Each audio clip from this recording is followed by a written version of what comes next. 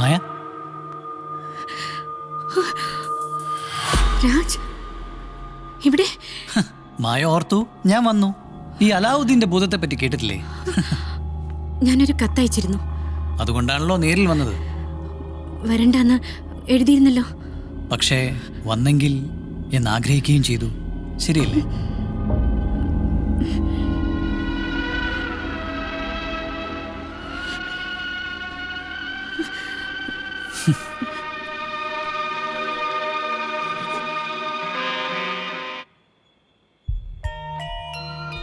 ഞാൻ നിങ്ങൾക്ക് സ്വമേധ എഴുതിയതല്ല. എന്നെ എഴുതാൻ നിർബന്ധിച്ചത് മായയാ. അവളുടെ പേരിൽ. ഞാൻ മായയല്ല, ഭാവനയാണ്.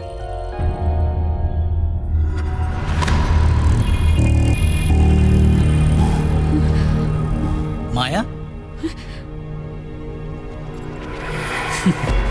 സോറി, ഭാവനയുടെ സ്വകാര്യതയിലേക്ക് ഞാനൊന്ന് ട്രെസ്പാസ് ചെയ്തു.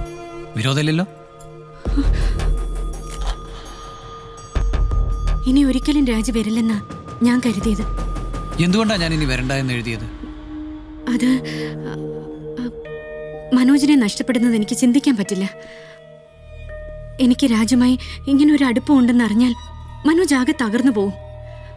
ഞാൻ രാജിന് പല കത്തുകളും എഴുതിയിട്ടുണ്ട്. വളരെ വ്യക്തമായി എൻ്റെ ഇഷ്ടം പ്രകടിപ്പിച്ചിട്ടുമുണ്ട്. പക്ഷേ അതൊക്കെ മനോജിനോടുള്ള എൻ്റെ ആ സമയത്തെ ദേഷ്യം കൊണ്ട് കൂടിയായിരുന്നു. രാജിനോട് പൊറുക്കണം, എന്നെ മറക്കണം, പ്ലീസ്. എൻ്റെ അപേക്ഷയാണ് രാജ്, ദേവി ഇതെന്നെ മനസ്സിലാക്കണം. ശരി, ഭാവനയുടെ മനസ്സ് ഞാൻ മനസ്സിലാക്കുന്നു. പക്ഷേ എൻ്റെ മനസ്സും ഭാവന അറിയണം. ഇല്ല,